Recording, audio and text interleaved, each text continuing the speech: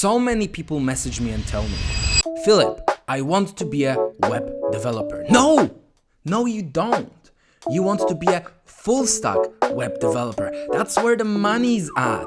And in the next 4 minutes of this video, 4 minutes, you have to be watching every second of it because every second is going to count. I'm going to take you through the whole roadmap of becoming a full stack web developer. I'll tell you exactly what you need to know, why you need to know it, the projects that you can do to practice everything. So if that's what you're looking for, make sure you strap your seatbelts in and let's go.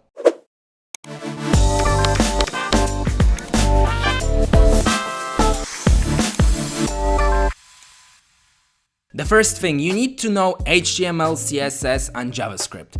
Every video on YouTube tells you this, you should know it by now. Unless this is your very first ever coding video, then I apologize. Just use YouTube to learn the basics. It's good enough for fundamentals. There's amazing creators out there like Web Dev Simplified who can give you an introduction into HTML and CSS. Then if you want to learn the quirky side of CSS and a little bit more, you can look at some of the videos from Kevin Powell, also someone I highly recommend. JavaScript is also covered by one of these guys really well. They will set the scene for you. Once you understand the basics, then you just need to practice. The to-do app and the weather app and all the goddamn social media clones. They are boring as shit. Create a drawing application like the next Paint and you can use the p5.js library for that, and while you learn web dev you can also become the next Picasso. For the second project, to train your CSS, you can just pick a random object in your room and try and make it in CSS. I did my iPhone here.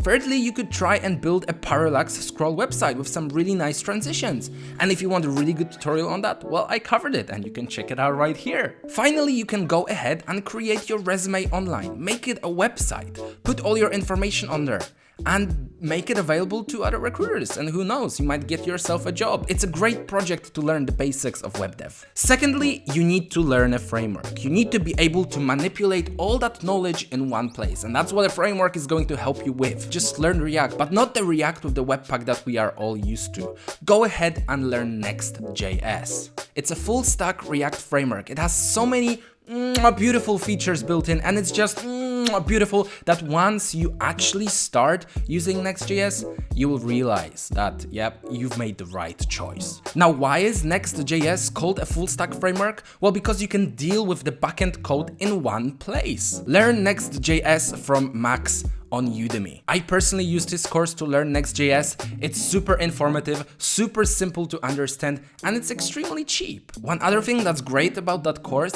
is that he also has a React refresher, meaning that if you've never learned React, you can just jump on that course straight away after you learn the fundamentals, and he's just going to teach you everything in one place. Now, I did mention backend, so what's there to do with the backend? Well, the next thing you need to learn to be a great full stack developer is Node.js. And why am I saying that you need to learn Node.js? Well, Node.js is extremely popular, meaning that you're going to have all these incredible libraries to do amazing things that you can use, and also an incredible amount of support on the web like Stack Overflow if you ever have a question, and I'm sure most of your questions will actually be answered. Now you may be asking, but if I learn Node.js, how can I practice it? Well, you basically don't. Just watch one video on YouTube that introduces you to Node.js, and as you follow Max's course in the whole Next.js course, essentially you're just going to get it because it's all JavaScript anyway. Now that you have a grasp on Next.js and you also know CSS, you need to move in the direction of styling, and you should definitely learn Tailwind CSS. Now, Tailwind is a CSS framework that is packed of classes,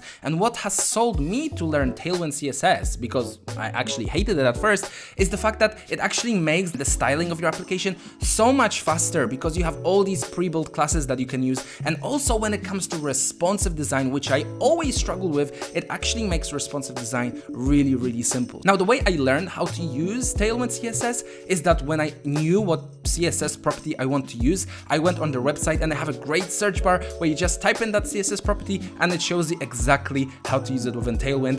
Super easy to learn. Do it a few times and you'll just memorize everything, and then you'll just be typing Tailwind as an absolute expert. Now, finally, that we have covered everything, there's just one thing left to really understand full stack, and that's dealing with data and managing data. And for that, we need to know how to be able to use some kind of database language to make databases, to manipulate data sets. And for that, I would recommend SQLite. It's a very light node library, it's very simple to use, it's very straightforward, and essentially it also forces you to learn SQL. There is a great course for SQL on Udemy that I highly recommend, but if you don't want to bother with the course, all you need to do is just type into Google, "Hey Google, how do I create a database in SQL?" And there you go, it has the answer for you, and that's how simple it is. Learn this and be great and see that 6-figure salary coming right at your face, because you're gonna be so good. Now all the links for all the courses and everything will be linked in the description, and as always, if you enjoyed this video, make sure you smash the thumbs up button, leave a comment down below, subscribe,